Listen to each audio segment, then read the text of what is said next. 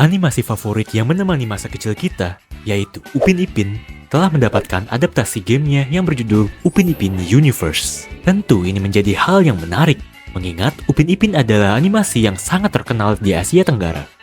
Betul. Game ini dikembangkan oleh Streamline Studios dan dirilis pada 17 Juli 2025 dengan harga Rp650.000.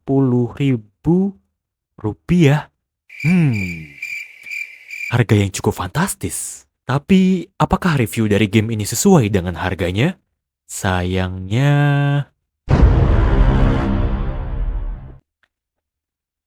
Setelah perilisannya, game ini segera dimainkan oleh beberapa konten kreator yang juga menjadi promosi untuk game tersebut.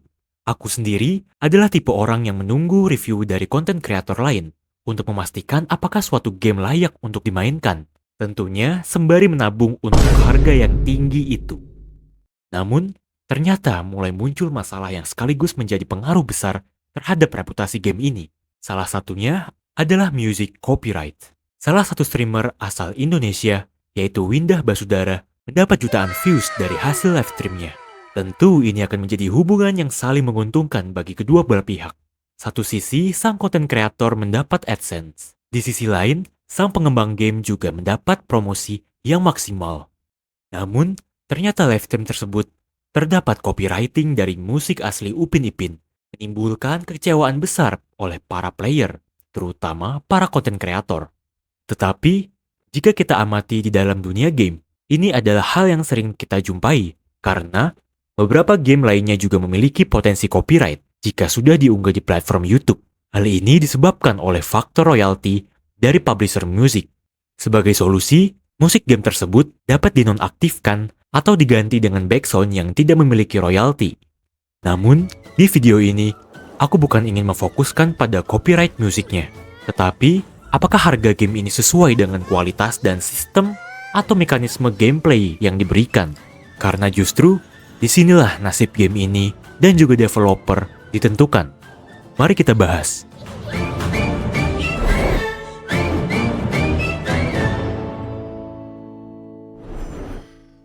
Disclaimer, video ini hanya bentuk kritik untuk kebaikan bersama, dan bukan untuk menjatuhkan pihak tertentu. Untuk sebuah game AAA, grafik yang disuguhkan dalam game Upin Ipin Universe sudah cukup untuk memanjakan mata. Partikel-partikel dan objek yang cukup detail untuk menggambarkan sebuah desa. Membuat kita merasa seperti masuk ke dalam suasana yang diberikan pada saat kita menonton serial kartunnya. Ya, walaupun game ini salah target pasar, yang seharusnya diperuntukkan bagi anak-anak, ternyata game ini justru banyak dimainkan orang-orang dewasa. Meskipun menyajikan grafik yang indah, namun dasarkan pengamatanku dari gameplay konten kreator lain, sistem dalam game ini tidak interaktif, kaku, serta konsep quest yang membuat player bahkan tidak merasakan puas. Aku sendiri yang nonton saja tidak merasa puas. Pertama-tama, aku akan membagi poin interaksi menjadi dua, sistem game dan komunikasi developer. Kalian pasti pernah memainkan atau setidaknya melihat gambaran dari gameplay GTA, bukan? Yap, jika kita amati, interaksi dalam game ini sangat realistis. Dari setiap trigger yang player lakukan kepada para NPC yang ditemuinya, sampai dialog yang disuguhkan sangat relevan dengan kehidupan nyata. Namun, Upin Ipin Universe tidak terlalu menyajikan hal ini. Ketika kita mendorong NPC ataupun mendekatinya, tidak terjadi interaksi apa-apa, kecuali ketika player menekan tombol interaksi. Itu pun jika ada quest, atau sengaja melakukan hal yang tidak baik pada saudara sendiri. Janganlah. Hei, berhenti. Tentu saja kondisi ini akan membuat player bosan, bukan?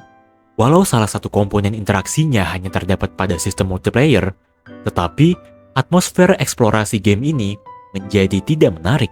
Dan kalau untuk developernya sendiri, kembali ke copyright, seharusnya developer mencantumkan disclaimer jika background dari game ini berpotensi besar copyright. Dengan ini, para konten kreator sudah antisipasi merencanakan konsep gameplay yang lebih matang, sehingga terhindar dari risiko copyright. Pas dari rumor apakah developer sengaja membiarkan risiko ini, aku kembalikan kepada kalian, karena aku tidak bisa mengkonfirmasi. Yang kedua, animasi yang kaku. Agak aneh dan menakutkan jika orang-orang hanya diam ketika kita ajak bicara. Ini juga menjadi penyebab turunnya minat terhadap game Upin Ipin Universe. Nahkah kalian mendekati seseorang dan dia menengok ke arah kalian? Adalah hal yang tidak dimiliki pada game ini. Bahkan para NPC di sini jika dihilangkan pun tidak akan mempengaruhi vibe yang diberikan. Karena memang mereka benar-benar seperti benda mati. Kecuali animasi ketika kita masuk ke dalam cutscenes. Walau gimmick tubuh yang diberikan juga tidak terlalu detail. Terakhir, konsep quest yang terlalu biasa. Untuk sebuah game AAA, seharusnya memiliki quest yang berbobot, mengasihkan, memuaskan, dan lebih baik jika memiliki plot. Sedangkan dalam game ini, quest yang diberikan biasa sekali, lebih mirip seperti side quest, atau bukan sebuah quest utama. Ya, kalian bisa menemui semua quest itu melalui konten kreator yang kalian tonton, atau memainkannya langsung. Tapi sekali lagi, hal ini berdampak pada minat pemain untuk membeli game ini karena rasa bosan yang akan mudah timbul. Jadi, apakah game ini sesuai dengan harganya? Menurutku, tidak. Beberapa game dengan harga yang lebih rendah memiliki kualitas yang lebih baik.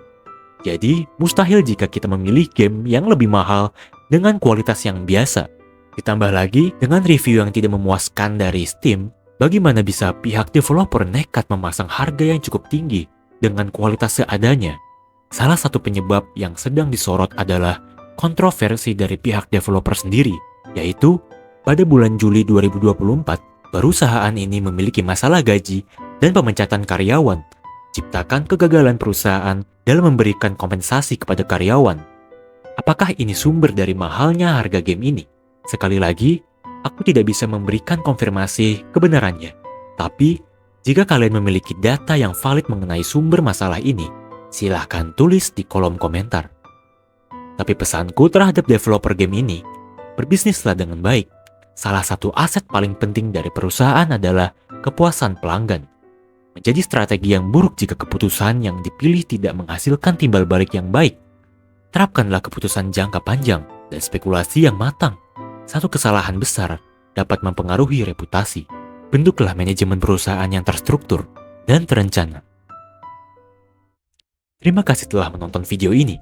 Bagaimana menurut kalian tentang game ini? Apa masukan kalian? Silahkan tulis di kolom komentar.